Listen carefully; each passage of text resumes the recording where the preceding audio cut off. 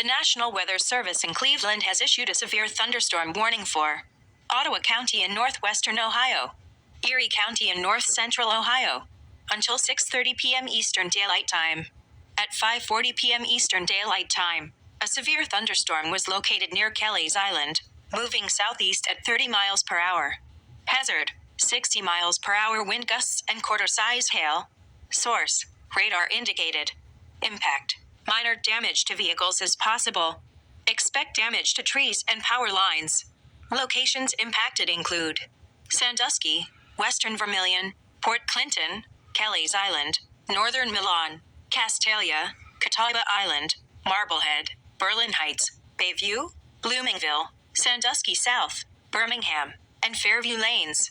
For your protection, move to an interior room on the lowest floor of a building. Torrential rainfall is occurring with the storm and may lead to flash flooding. Do not drive your vehicle through flooded roadways.